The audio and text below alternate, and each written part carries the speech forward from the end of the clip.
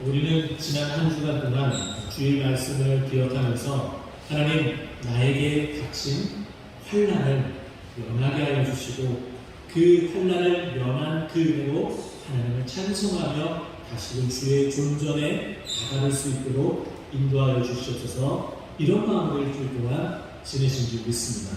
또 뿐만 아니라 하나님 나에게 평안함을 주시옵소서. 나에게 평안함이 없으면 내가 도저히 주님 앞에 나오지 못할 존재입니다. 그 평안함을 일주일 동안 허락하여 주시옵소서. 이렇게 기도하며 우리가 지내왔고 또 그 평안한 가운데 있었기에 주님 앞에 나오며 이와 같은 노래를 부르며 이 자리에 앉아 있는 줄 믿습니다. 성전에 올라가며 이렇게 부르는 노래 얼마나 값집니까? 이 값진 노래를 우리가 오늘 시편 121편을 통해서 다시금 읽으며 하나님께서 우리에게 어떠한 값진 노래를 부르게 하실지 기대하는 마음으로 하나님의 말씀을 함께 보도록 하겠습니다. 오늘 시편 121편은 대한민국 사람이 너무나 좋아하는 찬양의 가사가 그대로 수록되어져 있는 말씀입니다. 어느 누구도 이 찬양을 싫어하시는 분들이 없을 정도이고 이 노래를 부를 때마다 내가 얼마나 값진 존재이며 또 뿐만 아니라 하나님께서 나를 얼마나 많이 사랑하시고 얼마나 나를 품고 나를 안전하게 지켜주시는 분인지 우리가 이 찬양을 부르며 큰 은혜를 받죠. 우리가 그러나 찬양을 부르지 않고 이 말씀을 접할 때 그 말씀이 얼마나 꿀송이처럼 단지 다시금 큰 은혜를 받기를 간절히 소망하고 또한 이 말씀은 사실은 노래 구절로 그 값진 그 내용이 담겨져 있는 부분들입니다. 그래서 우리가 오늘 이 말씀을 읽어 나가며 이 말씀 또한 하나님의 그 말씀의 그 내용이 그대로 노래로 수록되어 있는 것이라는 것을 좀 기억을 했으면 좋겠습니다. 오늘 본문 말씀 보게 되면 그 첫 번째 그 1절이 우리에게 이렇게 소개를 해줍니다. 내가 산을 향하여 눈을 들리라 나의 도움이 어디서 올꼬. 여러분 일주일 동안 지내시면서 하나님의 크신 도움 받으셨습니까? 그 도움으로 인하여 승리하셨습니까? 하나님은 우리를 도와주시는 하나님이세요.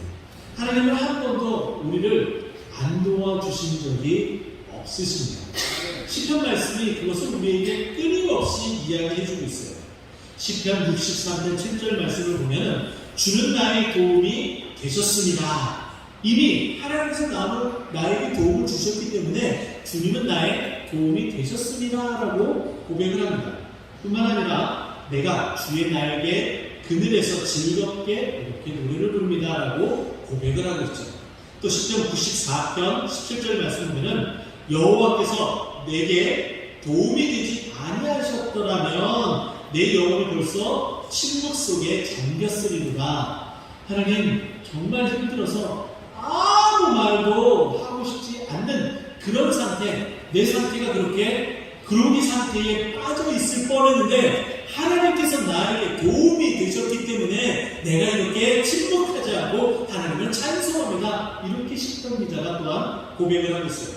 또 뿐만 아니라 시편 146편 5절 말씀 보면은 야곱의 하나님을 자기 도움으로 삼으며 그 하나님을 자기 도움의 하나님으로 삼는 또 여호와 자기 하나님에게 자기의 소망을 두는 자는 복이 있다. 우리가 나의 도움의 하나님으로 두는 그 하나님을 내 하나님으로 두고 또 뿐만 아니라 그 하나님을 소망하는 가운데에 살아가게 되는 그런 자가 복이 있게요. 이미 여러분은 그 하나님의 큰 복을 받는 믿음의 하나님의 백성인 줄 여러분 믿으시기 바랍니다. 또 뿐만 아니라 하나님께서 무엇라고 말씀하시는지 이사야 30장 7절 말씀은 이렇게 우리에게 말씀하고 있어요. 애굽의 도움은 헛되고 무익하다. 이 말은 뭐냐면 마치 저 큰 애굽의 나라가 우리나라가 이렇게 공경에 처해 있는데 저들에게 다가가서 도움을 청하게 되면 저들이 우리를 도와서 우리가 그 어려운 가운데 저 바벨론의 저 아스루의 그 도움이 저들을 물리칠 것이다 라고 생각이 되어지는 거예요. 그런데 어떻습니까? 그들은 상한 갓된 지팡이입니다. 그냥 잡으면은 강한 것처럼 보이지만은 하나님의 손에 그렇게 붙잡히가 되면은 그들은 아무것도 아닌 그냥 부스러지는 존재밖에 되지 않는다는 거예요. 그런데 너희들 그 애고보에게 도움을 청할래? 우리는 좀 더 우리가 힘들고 어려울 때에 우리에게 도움을 줄 수 있는 사람에게 찾아갑니다. 근데 그 사람이 도움을 줄 것만 같았어요. 찾아가서 내가 이런 상황이니 나에게 도움을 주세요 라고 얘기를 할 때에 나에게 정작 도움을 줄 수 있는 사람은 그리 많지가 않습니다. 거절당하기 일쑤예요. 그러다 보면 내가 지금 처해 있는 환경뿐만 아니라 내가 받은 그 거절로 인해서 그 마음이 더 식상해지고 무너지게 된다는 거죠. 그러나 우리에게 늘 도움을 주시는 그 하나님께 다가가게 되면 그 하나님은 우리에게 도움을 주셔서 우리가 당한 그 환난을 면하게 해주시겠다고 말씀하고 있습니다. 그 하나님께서 오늘 우리가 이 성전에 올라올 수 있도록 도움을 주셨다는 거예요. 너희들 이 산에 올라오면서 이 예배드리러 오면서 한번 생각해봤니? 너희들 지난 일주일 동안 내 도움 없이 사는 것 같니? 아니면 내가 너를 도와서 이 자리까지 오게끔 되어졌다고 생각하니? 곰곰이 생각해봐라 라고 우리에게 말씀하고 있어요. 우리가 곰곰이 생각해보면 이 자리에 올라오면 곰곰이 돌이켜보면 하나님의 도움 없이는 우리는 한순간도 살아가지 못할 존재였다는 거예요. 하나님이 도와주셨기 때문에 내 발걸음이 2절 말씀 보면은 3절 말씀 보면은 실족하지 아니했다라는 거예요. 내 발걸음이 헛디디지 않았다는 거예요. 내 발걸음이 정확하게 그 길을 걸을 수 있도록 내 발걸음을 정확하게 내디딜 수 있도록 인도해 주셨다는 거죠. 그리고 또한 나에게 도움을 주시는 분은 그 하나님은 나를 지키시는 하나님이셔서 내가 어려운 가운데 있지 않게끔 만드시고 내가 그 어려운 가운데 있을지라도 나를 눈동자같이 지켜주셔서 나에게 오는 모든 환난을 면하게 해주셨다라고 말씀을 해주고 있습니다. 근데 이렇게 나에게 도움을 주시는 하나님은 능력이 없으신 하나님이 아니시다는 거예요. 나에게 이렇게 도움을 주시는 그 하나님은 능력이 너무나 많으신 하나님이세요. 그 하나님은 어떤 능력을 가지고 계시느냐? 2절 말씀 보니까 이렇게 이야기해요. 나의 도움은, 그 도움을 주시는 그 하나님은 천지를 지으신 여호와 하나님입니다 라고 고백을 합니다. 천지를 만든 분. 여러분이 보고 있는, 그리고 여러분이 가끔 가다가 혹은 자주 여러분이 들으시는 그 산, 그리고 우리가 바라보고 있는 그 하늘, 우리가 밟고 지나가는 그 땅, 다 모두가 하나님이 만드신 거예요.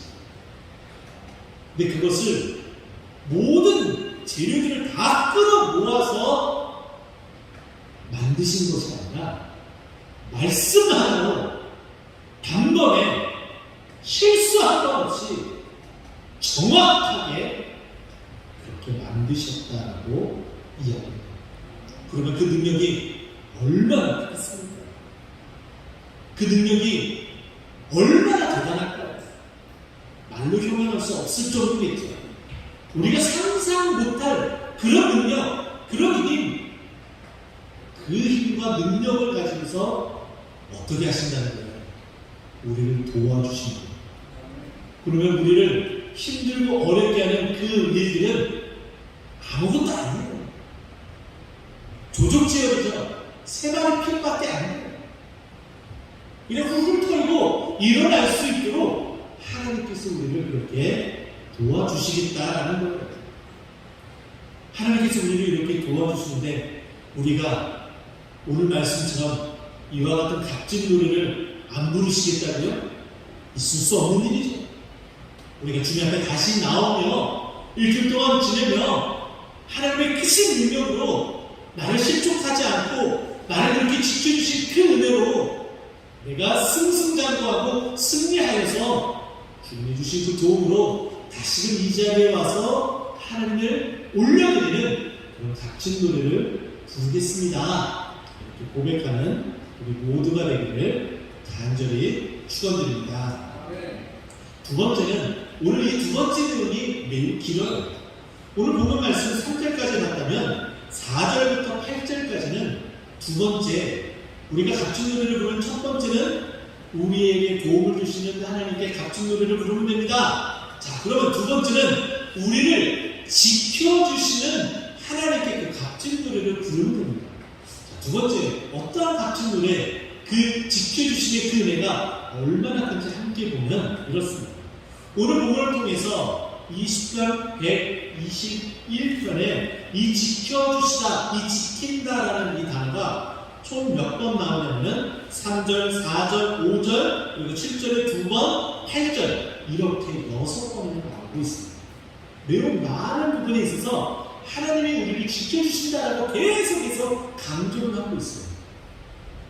우리를 도움을 주기 위해서 이렇게 지켜주시는 거예요. 근데 그 지켜주심의 그 모습이 어떠한지 한번 보세요. 그 지켜주시는 이는 3절에 먼저 보면은 졸지도 아니하시는 분이시거든요. 눈동자같이 우리를 지켜주시는 거예요.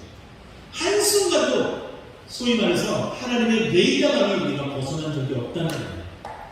요즘 종종 국방, 소위 말해서 이 나라의 무기체계에 대해서 관심 있으신 분들은 젊은 세대들은 그렇게 표현합니다. 밀떡, 밀레터리를 너무나 좋아하는 그런 세대를 밀떡이라고 표현합니다.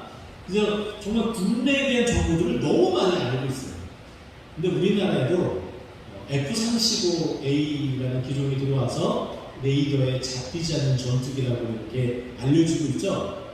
그리고 최강의 극 전투기, 여러분이 잘 알고 있는 것처럼 F-22라는 것도 레이더에 무슨 새 한 마리처럼 조그맣게 잡힐 정도로 거의 드러나지 않는다고 이야기해요. 그러나 하나님의 레이더만은 우리는 정말 어마무시하게 크게 잡힙니다. 그래서 우리가 현미경처럼 들여다보듯이 우리가 정말 힘들고 어려울 때 우리를 눈동자같이 지켜주시는 거예요. 간혹 유튜브나 아니면은 뭐 인스타그램 또 페이스북 그곳에서 동영상 가운데에 정말 능력치 아빠, 능력치 엄마 그런 영상들을 종종 보곤 합니다. 여러분 보신 적이 있을 거예요. 아이가 갑자기 거꾸로지거나 아니면 아이에게 어떤 물건이 막아들 때에 전혀 그 아이를 보고 있지 않는 것 같은데 어느 순간 부모님이 그 아이를 안아서 보호하고 떨어지는 물건을 쳐내고 떨어지는 물건을 받아내서 그 아이를 지켜주는 그 능력의 그 부모님을 보신 적이 있을 거예요. 그러면서 그 영상을 보면서 와 대단하다, 야 정말 신기한데 이렇게 봤을 거라 저는 여겨집니다.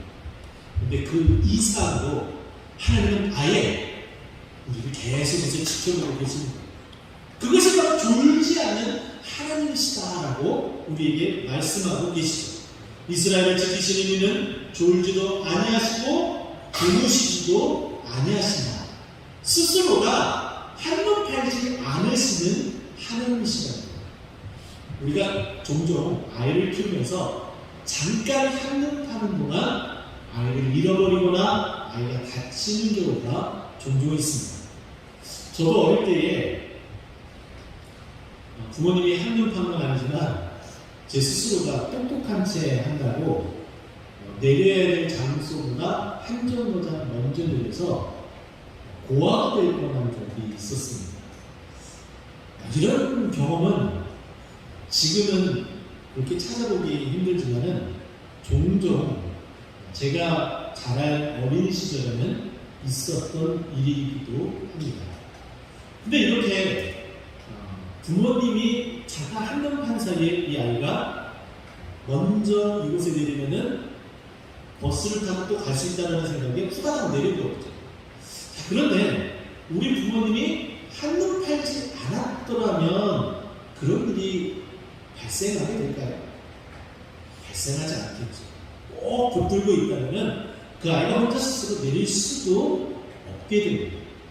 바로 그것처럼 하나님께서는 스스로가 한눈 팔지 않을 뿐만 아니라 스스로가 그 눈을 한눈 팔지 않고 떼지 않는다라는 의미에서 여기 졸지 아니하신다라고 이야기해요.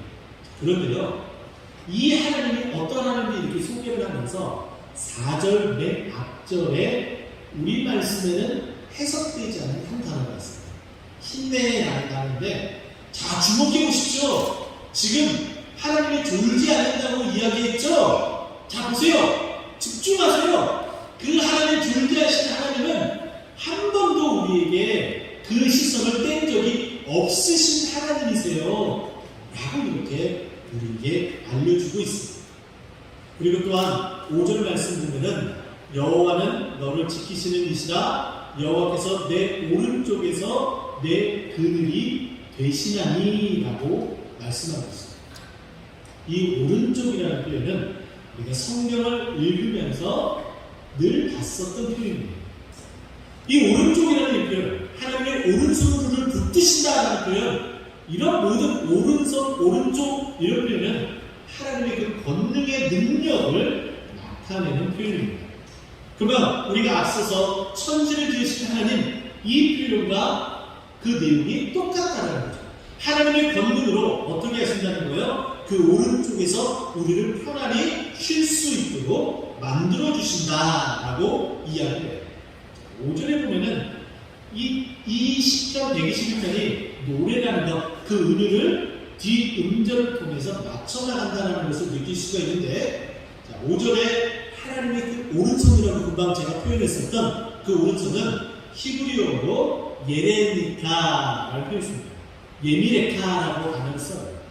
자, 그리고 그 오른편에서 무엇이 된다고요? 그늘이 되신다라고 표현을 했는데, 그 그늘은 히브리어로 칠레카, 그러니까 뒤에 예미레카, 칠레카 이렇게 연속적으로 표현을 하면서 운을 살려가면서 하나님이 너의 안식처가 되시는데, 그 안식처 되신 하나님은 능력이 많으신 하나님이셔서 그 안식처에 어떠한 어려움도 어떠한 공동도 침범하지 못할 거야, 이렇게 말씀하고 있는 겁니다.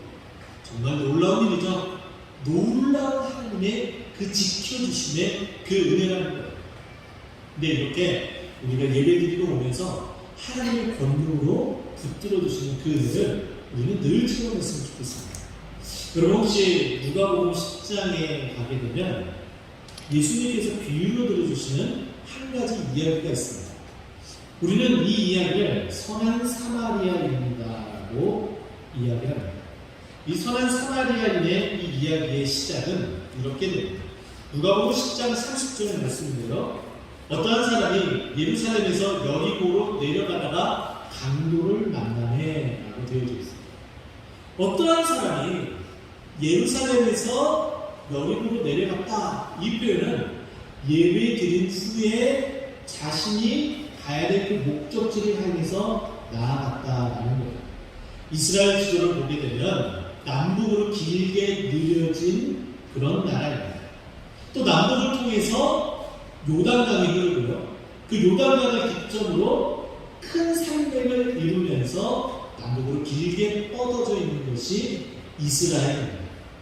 이스라엘에는 크게 4개의 큰 도로들이 있습니다. 요단강 동편에는 왕의 대로라고 쭉 펼쳐져 있는 그런 도로가 있고요. 그리고 그 요단강 바로 서편, 이 계곡 가장 밑바닥으로 되어져 있는 그 길이 계곡길이라고 명명이 되어집니다. 그래서 그 계곡에서 산 정상에 이르는 그 도로, 산 정상으로 따라가는 그 도로가 있는데, 그 도로는 족장도로이고요. 그리고 지중해로 뻗어져 있는 해안도로가 이렇게 크게 4도로가 되어져 있습니다. 제가 금방 설명드렸던 4가지 그 도로 가운데에 족장도로가 예루살렘, 베들레헴, 그리고 베델, 이와 같은 곳을 지나갑니다. 그리고 계곡길로 명명되어진 이 길, 좀 아래쪽, 이 족장도로보다 좀 아래쪽에 있는 이 도로에 무슨 도로가 있냐면 여리고가 있습니다. 자, 그럼 이제 이해가 되셨죠? 높은 곳에서 아래쪽으로 내려갔다, 이 말이 정확하게 들어가는 표현이었어요. 근데 예배드린 후에 지나가다가 강도를 만납니다. 어려움을 만나게 되었어요. 끊임없이 이곳에는 사람들이 끊임없이 강도짓을 하는 거예요.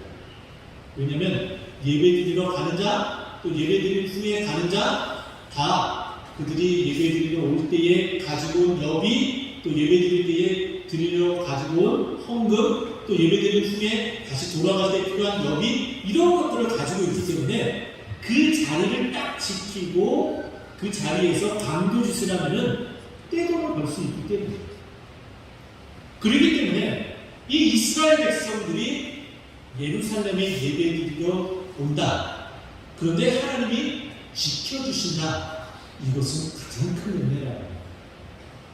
강도 만나지 않고 하나님께 예배드리러 왔다. 이거는 이스라엘 백성들에게 얼마나 큰 은혜인지 모릅니다. 예배드리러 오면서 강도 만나는 그 두려움 때문에 오지 못하는 그런 사람들도 분명히 있을 겁니다. 그럼에도 불구하고 강도를 만날지언정 하나님께서 나를 도와주시기 때문에 강도를 만나도 큰 해로움이 없을 거야. 나를 지켜주시기 때문에 이와 같은 믿음으로 하나님 앞에 발걸음을 옮기며 나아가는 것이 이스라엘 백성들의 모습이었습니다. 또 그 고백처럼, 그 믿음처럼 하나님은 지켜주셨다. 강도를 만나더라도 거반 죽게 되어진 상황 가운데서도 사마리아인을 만나서 회복할 수 있도록, 도움을 받을 수 있도록 하나님은 지켜주시고 도움을 주시는 그 하나님의 것을 체험케 하는 이스라엘 백성의 모습들이었습니다. 보세요. 6절 말씀. 낮에 해가 너를 상하게 하지 아니하며 밤에 가는 너를 해치 아니한다. 이스라엘 백성들은 끊임없이 자연재해에 노출되어졌던 백성들입니다. 이제 6월 절반도 이제 지나갔고 어제도 올해 들어서 가장 더운 날이었었죠. 30도가 넘어가는. 이제 불볕더위가 우리 앞에 펼쳐지게 될 거예요. 우리가 햇볕에 있으면 그 뜨거운 햇볕으로 인해서 쓰러지기 일상이거든요. 지금 굉장히 안에 쾌적한데도 불구하고 저는 지금 땀을 흘리고 있어요. 금방 14일 그냥 땀으로 기본복이 되는 그런 나날을 보낼 터인데 하나님이 이 낮의 해가 나를 어떻게 해요? 상하지 않게끔 이번 여름도 하나님께서 지켜주실 줄을 믿으시기 바랍니다. 또 이스라엘 백성들에게는 겉옷은 매우 중요한 삶의 필수품이었습니다. 왜냐하면 밤이 되면 낮에 그 뜨거웠었던 그 열기는 온데간데 사라지고 기온이 급강화되어져서 이불을 덮지 않고서는 도저히 잘 수 없는 그와 같은 삶을 사는 이스라엘 백성들이었습니다. 그렇기 때문에 이들이 겉옷을 두르고 있었던 그 이유는 밤에 자신의 체온을 저체온증에 걸리지 않고 죽음을 면하기 위한 생활 필수품 가운데 하나였다. 그렇기 때문에 여기 보게 되면은 밤에 달도 너를 해치지 않게끔 한다는 것은 하나님께서 너를 지켜주신다는 놀라운 큰 은혜의 뜻을 가지고 있는 거예요. 또 7절 말씀 보면은 여호와께서 너를 지켜 모든 환난을 면하게 하신다. 우리는 좀 더 힘들고 어려울 때에 하나님이 내가 원하는 타이밍에 나에게 도움을 주시지 않으면 하나님 정말 살아계신가요? 라는 생각이 들면 우리 스스로가 멘붕에 빠질 때가 있어요. 그리고 그것으로 인해서 내 신앙을 잊어버리고 도무지 주님 앞에 나올 용기조차 사라지는 그런 일들을 맞닥뜨리고 있죠. 그러나 내가 원하는 타이밍과 하나님이 잡고 있는 그 타이밍은 같을 수도 있지만 다를 수도 있습니다. 시간이 지나면서 하나님이 어떻게 도와주셨는지 그것을 보게 되면 하나님의 타이밍이 더 기가 막힌 타이밍이구나 이것을 알게 되는 거죠. 근데 그 하나님께서 어떻게 해요? 내가 나를 지켜주셔서 내 영혼이 정말 멸망당하지 않고 내 영혼을 소생시키며 다시 일어나게끔 나를 그렇게 도와주시겠다라고 말씀하고 있습니다. 근데 이렇게 우리를 지켜주시는 그 하나님은 하나님이 이것을 너무나 원하신다라고 말씀하고 있습니다. 민수기 6장 24절 말씀 보게 되면 그것을 우리에게 이렇게 말씀해 주고 있는데요. 여호와는 너에게 복을 주시고 너를 지키시기를 원하며 하나님이 원하시는데 그 두 가지를 말해주고 있어요. 첫 번째는 우리에게 복을 주신다고 이야기합니다. 할렐루야. 그래서 우리는 이 말씀을 보면서 이 복에 너무나 집착하고 있기 때문에 하나님이 원하시는 것은 나에게 복을 주시는 것인가 이것에 큰 은혜를 받고 지켜주심의 그 은혜에 대해서는 조금 덜 받는 경우가 있습니다. 그러나 오늘 하나님은 원하시는데 그 원하시는 것이 복을 주시는 것보다 우리를 지켜주심에 더 포인트를 갖고 큰 은혜 받는 우리 모두가 되기를 간절히 축원드립니다. 그것이 복이에요. 사실은 하나님은 우리를 지켜주신다는 거, 그걸 원하신다는 거, 그게 가장 큰 복이라는 거죠. 그래서 우리가 환난을 면하게 하고 내 영혼을 지켜주시고 또 마지막 이 8절 말씀 여러분 보세요. 너의 출입을 지금부터 영원까지 지켜주신다. 여기에 출입에서도 운을 우리에게 맞춰주고 있습니다.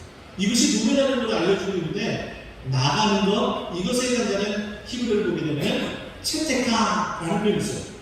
그리고 들어오는 것, 우보에카, 채테카, 우보에카 이것을 같이 쓰면서 동일하게 그 의미를 맞춰주고 있는데 이것은 뭐냐면은 나갈 때, 집에서 밖으로 나갈 때에 하나님을 지켜주시는 거예요. 언제까지? 들어올 때까지 지켜주시는 거예요. 어느 개그맨의 슬픈 가족사 이야기를 들은 적이 있습니다. 자신의 형님이 일찌감치 오토바이 사고로 인해서 죽었다라고 이야기를 해요. 근데 그 형님의 그 마지막 모습은 어떠한 모습이었냐면 난 잠깐 슈퍼마켓에 다녀올게 라고 이야기하며 슬리퍼를 신고 반바지와 가벼운 옷차림에 밖으로 나갔다고 이야기합니다. 그렇게 나간 형님이 오토바이 사고로 인해서 바로 죽음을 맞이하게 됐고 그렇게 나간 형님의 마지막 모습이 나에게 있어서는 마지막 모습이었다고 이야기해요. 우리도 안전하지 못하겠죠. 우리가 집 밖으로 나가서 사회생활을 하고 직장생활을 하고 우리가 또한 볼일을 보곤 합니다. 우리가 또 횡단보도를 건너기 위해서 안전한 도로를 위에 이렇게 서서 기다리는 그런 데도 있겠죠. 근데 지나가는 차가 갑자기 우리에게 들이닥치지 않을 거라는 100% 확실한 보장이 있습니다. 그리고 우리가 건물 주위를 지나갈 때에 건물에 달려있는 저 간판이 나에게 떨어지지 않을 거라는 확실한 보장이 있을까요? 우리는 늘 언제나 안전의 위협에 노출된 상황 가운데 있습니다.